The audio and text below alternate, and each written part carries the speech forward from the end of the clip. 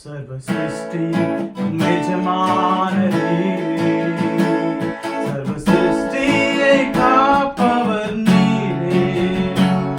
எங்கள் இதயத்தில் உம்மை போற்றிடுவோம், இன்னென்றும் பணிந்து தொழுவோம். ஆஹா ஆஹா லேலுயா, ஆஹா ஆஹா லேலுயா, ஆஹா ஆஹா லேலுயா, ஆஹா ஆஹா லேலுயா, ஆஹா ஆஹா லேலுயா, ஆஹா ஆஹா லேலுயா, ஆஹா ஆஹா லேலுயா, ஆமென்.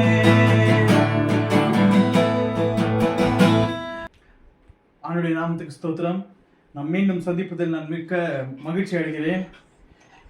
இன்று நாம் என்னத்தை பற்றி பார்க்க போகிறோம்னா, ஆண்டவர் 40 நாள் உபவாசமாக இருந்த நாட்களிலே அவர் என்ன ஒரு சோதனை அனுபவித்தார் என்று நாம் பார்க்க போகிறோம். அந்த 40 நாள் உபவாசம் இருக்கையிலே நாம் லூக்கா எழுதின சுவிசேஷம் 4ஆம் அதிகாரம் 1 நீங்கள் வாசித்து கொண்டு வந்தீங்கன்னா அங்கே மிக தெளிவாக சொல்கிறது, ஆண்டவர் 40 நாள் உபவாசமாக இருந்தார். அந்த 40 நாள் உபவாசம் பிறகு ஆண்டவர் சாத்தானாலே ஆண்டவர் சோதிக்கப்படுகிறார். என்ன சோதனை அப்படின்னு நீங்க பார்த்தீங்கன்னா 4ஆம் வசனம் சொல்கிறது. லூக்கா எழுதின சுவிசேஷம் 4ஆம் அதிகாரம் 4ஆம் வசனத்தில் என்ன பார்க்குறோம்னா, இங்கிலீஷில் நான் வாசிக்கிறேன். But Jesus answered him saying, it is written, man shall not live by bread alone but by every word of God. 3ஆம் வசனம் அதுக்கு முன்னாடி நம்ம பார்த்தோம்னா இனத்துக்காக ஆண்டவர் அப்படி பேசுகிறார் என்றால், and the devil said to him, if you are the son of God, command the stone to become bread. சாத்தான் என்ன ஆண்டவரை சோதிக்கிறான் என்றால், ஆண்டவர் மிக பசியில இருப்பது அவன் காண்கிறான். அப்பொழுது அவன் இயேசுவை நோக்கி இந்த கல்லை அப்பமாக மாற்றும் என்று இயேசுவிடத்தில் அவன் சொல்லுகிறான். அப்பொழுது இயேசு என்ன சொல்கிறார் என்றால், மனுஷன் அப்பத்தினால மாத்திரமல்ல தேவனுடைய வாயில் புறப்படுவதான ஒவ்வொரு வார்த்தையினாலும் மனுஷன் பிழைக்கிறான் என்று இயேசுவானவர் சாத்தானுக்கு சொல்லுகிறார். அப்போ இயேசு உடைய அந்த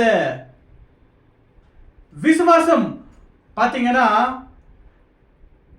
ஆண்டுடைய பிதாவின் சித்தத்தின் படி அவர் அங்க உபவாசமாக இருக்கிறார். உபவாசமாக இருந்து ஆண்டவர் நம்மளுக்கு என்ன அங்க சொல்லித்தரார் என்றால், இந்த வசனத்துல சாப்பாடு மட்டும் முக்கியம் இல்ல, ஆண்டுடைய வார்த்தையும் முக்கியம் என்று இயேசுவானவர் சாத்தானிடத்தில் சொல்லிக் கொண்டிருக்கிறார். அப்போ ஆண்டவர் முக்கியத்துவமாக கொடுப்பது ஆண்டுடைய வார்த்தையை தான். ஆண்டவருடைய வார்த்தை தான் முக்கியத்துவம் படுத்துகிறாங்க. இயேசு அவனை நோக்கி, மனுஷன் அப்பத்தின மாத்திரமல்ல தேவனுடைய வாயில் புறப்படுகிறதான ஒவ்வொரு வார்த்தையினாலும் பிழைக்கிறான் என்று. இன்று நம்மளுக்கு பல சோதனை இருக்கும், வாழ்க்கையில பல சோதனைகள் வந்து கொண்டிருக்கும். அப்பொழுது நாம் என்ன செய்கிறோம் என்றால், இயேசுவை விட்டு நாம் அகன்று போய் விடுகிறோம். இயேசுவை விட்டு நம்ம தூரம் போய் விடுகிறோம். ஏன்? எனக்கு ஒரு சோதனை வந்துவிட்டது, அதனால் இயேசு விட்டு நான் தூரம் போகிறேன். நான் ஒரு பாவம் பண்ணிவிட்டேன், அதனால் இயேசு விட்டு நான் விலகி போகிறேன். நான் எனக்கு வேலை இருக்கு, அதனால நான் இன்னைக்கு சர்ச்சுக்கு வர மாட்டேன். எனக்கு வேலை இருக்கு, நான் இந்த பிரேயர் மீட்டிங் அட்டெண்ட் பண்ண மாட்டேன். என்று உலகத்துக்கு முக்கியத்துவம் கொடுத்து நம்ம போய் கொண்டிருக்கிறோம்.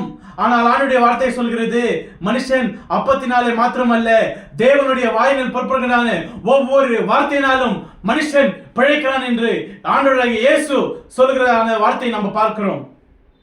இயேசு முக்கியத்துவமாக பேசுகிற ஒரு வார்த்தை என்ன என்றால், ஆண்டுடைய வார்த்தை நம்மளுக்கு முக்கியம் என்று. நாம் இந்த உலக பிரகாரமான இந்த வாழ்க்கைக்காக நாம் ஓடிக்கொண்டிருக்கிறோம். ராவும் பகலுமாக நம்ம உழைத்துக் கொண்டிருக்கிறோம். என்ன பிரயோஜனம்? ராவு பகலாக நாம் உழைக்கிறோம், ஆனால் சடனாக நம்ம தூங்கிவிட்டு நாளைக்கு நம்ம எழுந்துக்கிறோம் என்று ஒரு நிச்சயம் இல்லாத ஒரு வாழ்க்கையை நாம் வாழ்ந்து கொண்டிருக்கிறோம். ஆனாலும் நம்மளுக்கு அது தெரிந்தாலும் நம்ம என்ன பண்ணி கொண்டிருக்கிறோம்? நம்ம உலக பிரகாரமான வாழ்க்கைக்கு நம்ம ஓடிக்கொண்டிருக்கிறோம். ஆனால் இயேசுவுடைய வார்த்தை சொல்கிறது, மனுஷன் அப்பத்தினால மாத்திரமல்ல தேவனுடைய வாழையில் பொறுப்பதான ஒவ்வொரு வார்த்தையினாலும் மனுஷன் பிழைக்கிறான் என்று. அப்பொழுது நம்ம பார்த்தோம்னா, நம்ம உலக பிரகாரமான நம்ம இந்த ஜீவியம் இது நிலைச்சு நிற்பது கிடையாது. இந்த உலக பிரகாரமான இந்த ஒரு வாழ்க்கை நமக்கு நிச்சயம் கிடையாது. நம்ம தேடுகிறதான ஒரு விஷயம் என்று எவன் பரலோகம், ஆண்டவராகிய இயேசு கிறிஸ்து, அதுதான் நம்மளுக்கு ஒரு எட்டர்னல் லைஃப், நம்மளுக்கு ஒரு நித்திய ஜீவன் அழிக்கிற ஒரு வாழ்க்கை. இந்த வாழ்க்கை, இந்த உலக பிரகாரமான இந்த வாழ்க்கை இது நிலைச்சு நிற்க முடியாது. நீங்க ஒரு நினைச்சு பாருங்க, நம்ம எவ்வளவு கஷ்டப்பட்டு நம்ம வேலைக்கு போய் கொண்டிருக்கிறோம். பல பாடல்கள் நம்ம சந்தித்து கொண்டிருக்கிறோம், பல சோதனைகள் நம்ம சந்தித்து கொண்டிருக்கிறோம். இயேசு அதை கடந்து போயிருக்கிறார். உலகத்தை ஜெயித்தார் என்று நம்ம வேதத்தை வாசிக்கிறோம். இயேசு நீங்களும் நானும் இருக்கிற அந்த கஷ்டத்திலே ஆண்டவர் இருந்து ஆண்டவரத்தை மேற்கொண்டு ஆண்டவர் போயிருக்கிறார். இது நம்மளுக்கு ஒரு விஷயமே கிடையாது. நம்மளுக்கு எவ்வளவு பாடு இருந்தாலும் எவ்வளவு பிரச்சனை இருந்தாலும் ஆண்டவர் அத்தை கடந்து போயிருக்கிறார். நம்மளுக்கு ஒரு உதாரணமாக இருக்கிறார், எப்படி கடந்து போக வேண்டும் என்று ஆண்டுடைய வார்த்தை சொல்கிறது. ஆண்டவர் ஒரு உதாரணமா இருக்கிறார், எப்படி இந்த உலகத்தை ஜெயிக்க வேண்டும் என்று. ஆனால் நம்ம இந்த உலக பிரகாரமான இந்த வாழ்க்கைக்கு நம்ம ஓடிக்கொண்டிருக்கிறோம். உலக பிரகாரமான இந்த ஒரு பந்தாபாசத்துக்காக நம்ம ஓடிக்கொண்டிருக்கிறோம். இந்த ஒரு நம்ம வீடு கட்டணும், வாசல் கட்டணும் என்று நம்ம ஓடிக்கொண்டிருக்கிறோம். ஆனால் நாளைக்கு நம்ம செத்துட்டோம்னா அந்த வீடு வாசலுக்காக நம்ம எவ்வளவு கஷ்டப்பட்டோமோ அதெல்லாம் வேஸ்டா போகிறது. நம்ம யோசித்து நம்ம பாதி வாழ்க்கை நம்ம எழுந்து விடுகிறோம். நம்ம நல்லா செட்டில் ஆகணும், மத்துக்கு முன்னாடி நம்ம செட்டில் ஆகணும். அவனா எப்படிக்கிறான், இவனா அப்படிக்கிறான், நம்மளோட எப்படி ஆயிட்டானே, எப்படி ஆயிட்டானே என்று மத்தவங்க பத்தி நம்ம நினைச்சு நம்ம வாழ்க்கையை நம்ம எழுந்து கொண்டிருக்கிறோம். ஆண்டவருடைய ஒரு வார்த்தை கேட்காமல் நம்ம இந்த உலக பிரகாரமான ஒரு வாழ்க்கைக்காக நம்ம ஓடி நம்ம வாழ்க்கையை நம்ம வேஸ்ட் பண்ணி கொண்டிருக்கிறோம். நம்ம வயசை வேஸ்ட் பண்ணி கொண்டிருக்கிறோம். நம்ம ஆண்டுக்காக வாழாமல் நம்ம உலகத்துக்காக நம்ம வாழ்ந்து கொண்டிருக்கிறோம்.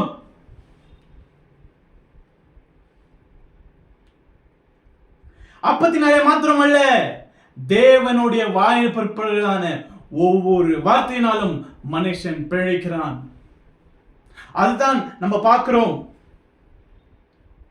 நம்ம இந்த உலக பிரகாரமான இந்த வாழ்க்கைக்கு நம்ம ஓடுறோம். ஆனா கடைசியில முடிவு எங்கன்னா மண்ணுக்குள்ள முடிஞ்சு போகுது. அப்ப என்ன பிரயோஜனம்? நம்ம இவ்வளவு நாள் கஷ்டப்பட்டு என்ன பிரயோஜனம்? அப்போ நீங்க மரித்த பிறகு நீ எங்க போவீங்க? இந்த உலக பிரகாரமான ஒரு வாழ்க்கையை வாழ்ந்தால் உங்களுக்கே தெரியும் எங்க போவீங்க. ஆனால் ஆண்டுடைய வார்த்தையை நீங்க தியானித்து ஆண்டுடைய ஒரு கைடிங்ல நீங்க போனீங்கன்னா ஆண்டவர் உங்களுக்கு உதவி செய்ய அவர் வல்லவராய் இருக்கிறார். அடுத்து டெம்ப்டேஷன் பார்த்தோம்னா அடுத்த சோதனை 5ஆம் வசனத்திலே, then the devil taking up to an high mountain showed him all the kingdoms of the world in the moment of time. And the devil said to him, all the authority I will give you and the glory, and this has been delivered to me, and I will give it to whomever I wish. சாத்தான் சொல்லுகிறான், சாத்தான் இயேசுவை மலை உச்சியிலே கொண்டு போய் ஒரே ஒரு நிமிஷத்துல இந்த உலகத்தில் இருக்கிற பல சகல அனைத்து காரியங்களையும் ஆண்டவர் காமித்து, எல்லா கிங்டம்ஸையும் காமித்து, எல்லா ராஜ்யங்களை காமித்து, இதெல்லாம் எனக்கு கொடுக்கப்பட்டிருக்கிறது, இதெல்லாம் எனக்கு எனக்கு அதிகாரம் இருக்கிறது, இது எனக்கு யார் பிடிக்குதோ அவங்களுக்கு நான் கொடுப்பேன் என்று இயேசுவின் இடத்தில் அவன் பேசிக் கொண்டிருக்கிறான். Is offering the Jesus. He is offering something to Jesus. He is offering the kingdoms to Jesus. He is offering the worldly pleasures to Jesus. அப்பொழுது உத்தரமாக என்ன சொல்கிறார் என்றால், என்னை விட்டு அகன்று போ சாத்தானே, என்னை விட்டு அகன்று போ, உன்னுடைய தேவனாகிய கர்த்தரை மட்டும் நீ ஆராதிக்க வேண்டும் என்று இயேசு 8ஆம் வசனத்திலே அவனுக்கு சொல்லுகிறத நம்ம பார்க்கிறோம். ஒரே ஒரு நிமிஷத்துல அவன் இந்த உலகத்தில் இருக்கிற எல்லா ராஜ்யங்களும் அவன் இயேசுக்கு காமிக்கிறான். எல்லா ஒரு ஆஸ்தி எல்லாத்தையும் காமிச்சிருப்பான். அவன் எல்லாம் நம்ம இந்த உலகத்தில் இருக்கிற எல்லாத்தையும் காமிச்சிருப்பான். காமிச்சிட்டு என்ன சொல்றானா, எல்லா அதிகாரமும் எனக்கு கொடுக்கப்பட்டிருக்கிறேன் என்று இயேசுவிடத்தில் சாத்தான் கூறுகிறதை நம்ம பார்க்கிறோம். இந்த உலகத்தில் அவன் ஆளுகை செய்கிறான் என்று வேதம் கூறுகிறது. அப்பொழுது எல்லா அதிகாரம் எனக்கு கொடுக்கப்பட்டிருக்கிறது என்று அவன் இயேசுவினிடத்தில் அவன் சொல்லுகிறான். He is offering Jesus. அவரை எப்படினா அவரை நம்ம இதுக்கு விழுவைச்சலான் என்று சாத்தான் வந்து வலை போட்டு ஆண்டவரை விழுவைக்கலாம் பார்க்கிறதான ஒரு காரியத்தை நம்ம பார்க்கிறோம். அங்க மலை உச்சியிலே போயிட்டு ஒரே ஒரு நிமிஷத்துல தமிழ் பைபிள் சொல்லுது, ஒரே ஒரு நிமிஷத்துல அவன் இந்த உலகத்தில் இருக்கிற சகல ராஜ்யங்களும் அவன் காண்பித்து, நீ என்னை பணிந்து கொண்டால் இவை எல்லாம் உனக்கு தருவேன் என்று சாத்தான் இயேசுவை நோக்கி அவன் கூறுகிறதை நம்ம பார்க்கிறோம். அப்பொழுது நம்ம பார்த்தோம்னா இன்னைக்கு நிறைய ஊழியக்காரும் நிறைய இந்த ஊழியம் செய்கிறவர்களும் நம்ம கிறிஸ்தவ ஜனங்களும் எல்லாரும் இந்த உலகத்துக்காக, இந்த உலக மாயைக்காக அவங்க வீழ்த நம்ம பார்க்கிறோம். நம்ம இப்ப எல்லாம் இதுலயும் வந்து என்ன பாத்தீங்கன்னா, யாரு ஊழியம் பண்ணாலும் என்ன பண்றாங்கன்னா, அவங்க ஊழியம் பண்றதுக்கு வர்றதில்ல, நல்ல ஒரு பாட்டு போட்டு ஃபேமஸ் ஆகிறதுக்கு தான் பாக்குறாங்க. ஃபேமஸ் ஆகி அவங்க வந்து இயேசுவை மறந்துட்டு அவங்க பண்ற காரியம் உங்களுக்கே தெரியும். அப்போ நம்ம ஊழியம் இயேசு என்பது கமர்ஷியல் ஆகிவிட்டது. அது ஒரு சினிமா போல மாறிவிட்டது. ஏனத்துக்கு? இந்த உலக ஆசைக்காக, இந்த உலக பந்தாபஸ்துக்காக அவங்க செய்யறத நம்ம பார்த்து கொண்டிருக்கிறோம்.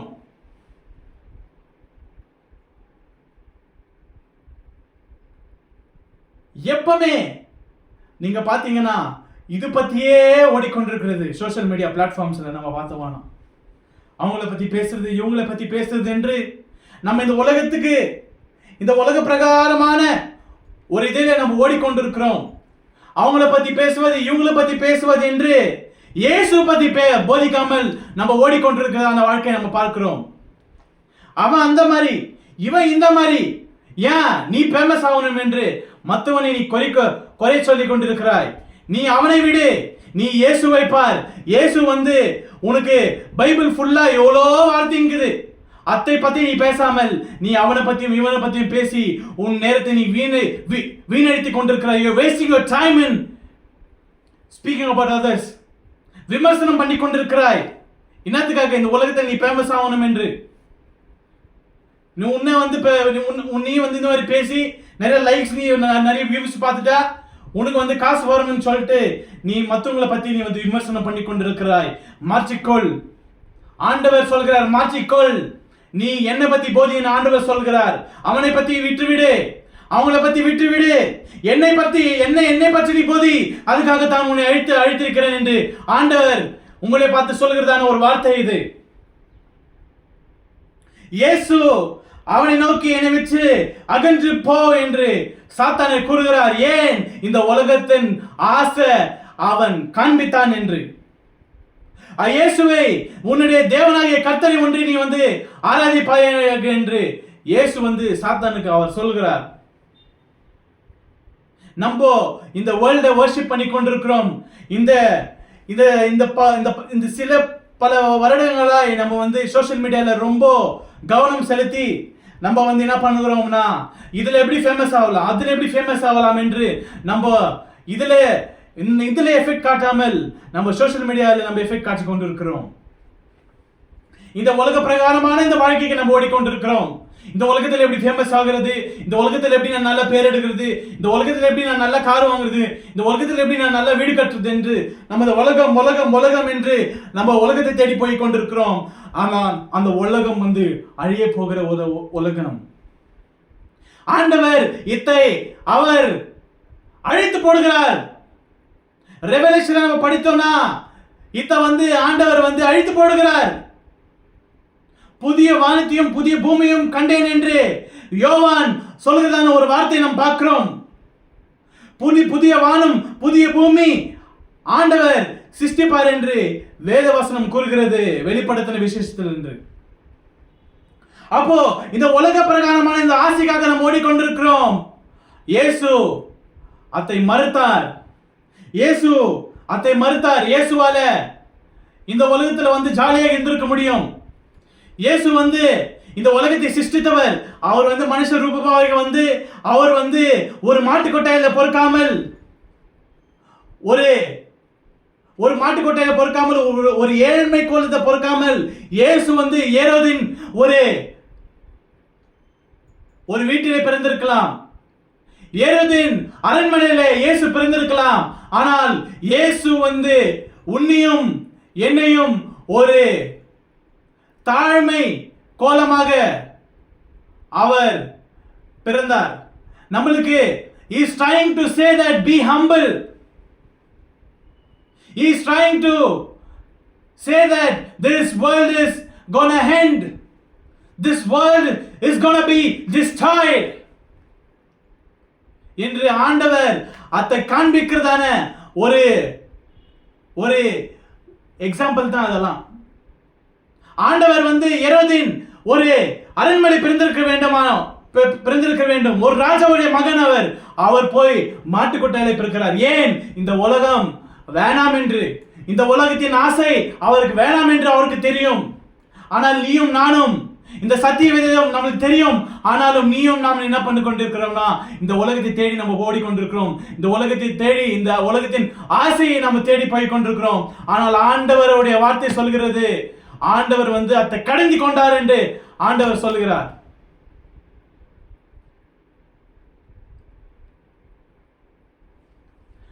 நம்ம தொடர்ந்து நம்ம வாசித்தோம்னா,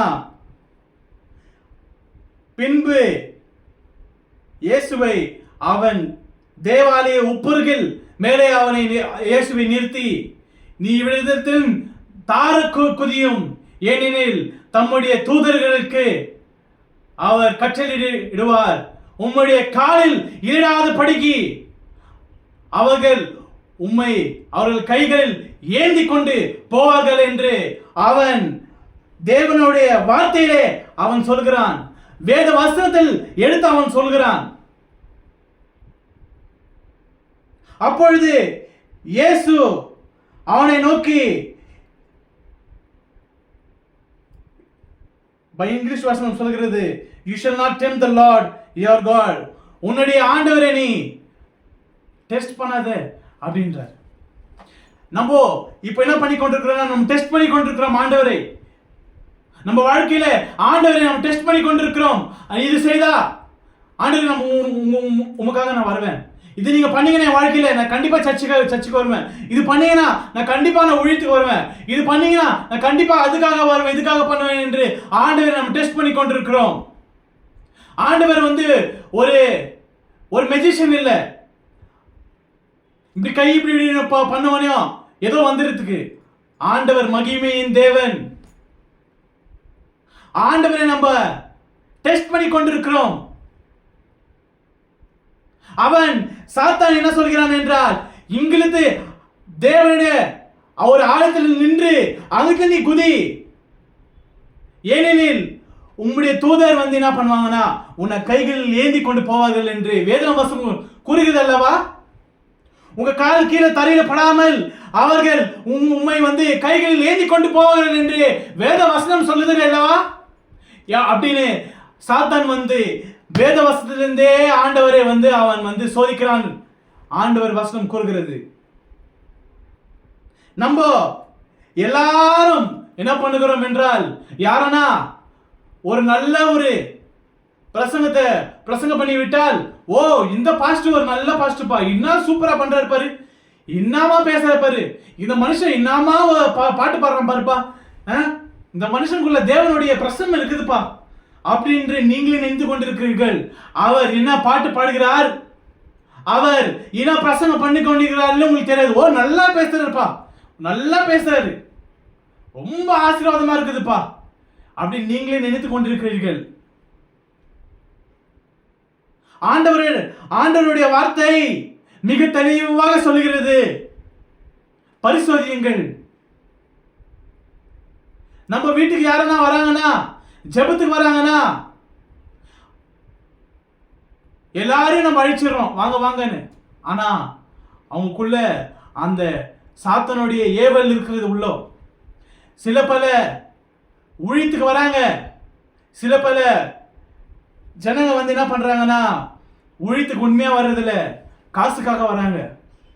காசுக்காக வந்து ஜெபம் பண்ணி அவங்கள ஏமாத்தி, இந்த வீட்டில் மந்திரம் கட்டுக்குது, இந்த வீட்டில் சூனியங்குது, இந்த வீட்டில் அதுக்குது, இந்த வீட்டில் தகுடுக்குது அதுக்குதுன்ட்டு இந்த அந்த ஃபேமிலியை பயம் குத்துட்டு ஜெபம் பண்ணி விட்டு அவங்க என்ன பண்றாங்க, ஐயோ அப்படின்னு சொல்லிட்டு அவருக்கு போய் காசு கொடுத்து நீங்க திரும்ப வீட்டுக்கு வாங்க, ஜெபத்துக்கு வாங்க என்று அவங்க வந்து நம்பிக்கொண்டிருக்கிறார்கள்.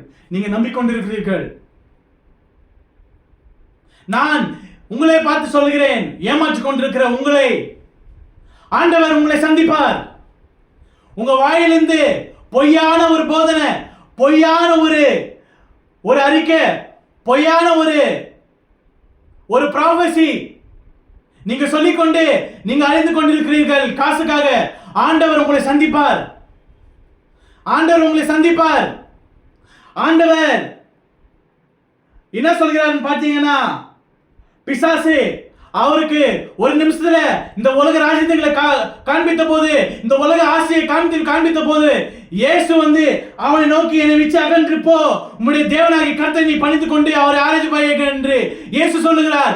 ஏன் சொல்லுகிறார்? இயேசு வந்து இந்த உலகத்தின் ஆசையை அவர் விட்டு விட்டார். இந்த உலகத்தின் ஆசைக்காக அவர் வரவில்லை. இந்த உலகத்தின் இந்த பந்தாபாஸ்துக்காக இயேசு வரவில்லை. இயேசு வந்ததான ஒரு காரணம் நம்ம பாவத்தில் மீட்பதற்காகத்தான். ஆனால் இன்றைக்கு பல ஜனங்கள் சும்மா பைபிளை தூக்கி கொண்டு நான் வந்து ஜெபம் பண்ணுகிறேன், நான் பேய் ஓட்டுகிறேன் என்று நீங்க ஏமாத்தி கொண்டிருக்கிறீர்கள். இயேசு உங்களை சந்திப்பார். இயேசு உங்களை சந்திப்பார். நீங்க பொய்யான ஒரு உபதேசம், பொய்யான ஒரு நீங்க காரியம் பண்ணி கொண்டிருக்கிறீர்கள், காசுக்காக நீங்க பண்ணி கொண்டிருக்கிறீர்கள். ஆண்டவர் உங்களை சந்திப்பார். நான் சந்திப்பது கிடையாது, ஆண்டவர் உங்களை சந்திப்பார். மனுஷன் சந்திப்பது கிடையாது, மனுஷன் அடிப்பது கிடையாது. தேவன் அடிக்க போகிறார். கூடிய சீக்கிரம் நீங்க பார்க்க போகிறீங்க.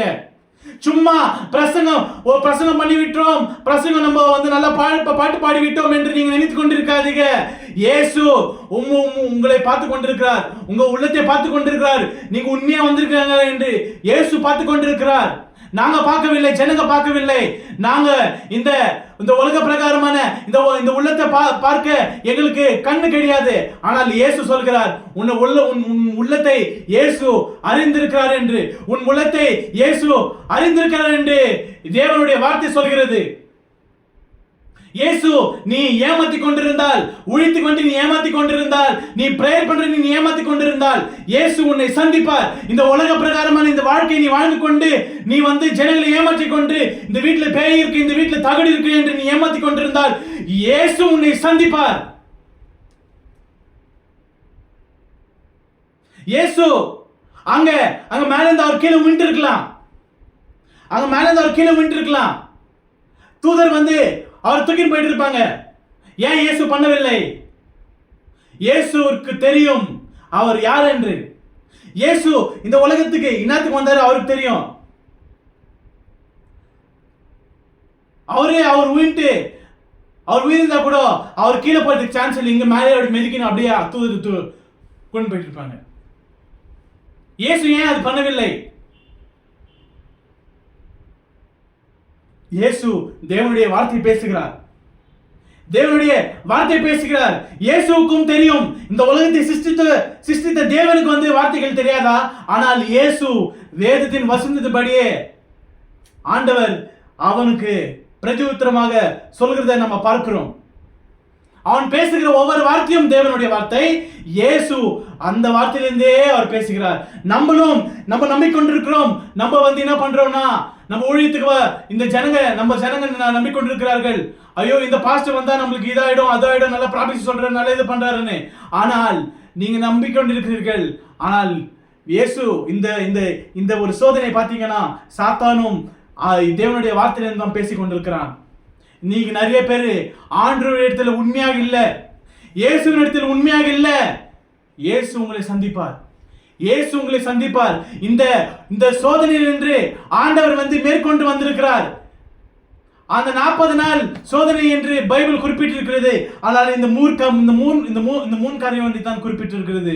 ஆனால் அந்த 40 நாளே எவ்வளோ ஆண்டவர் சந்தித்திருக்கலாம். ஆனால் இயேசு அதை மேற்கொண்டு வந்திருக்கிறார்.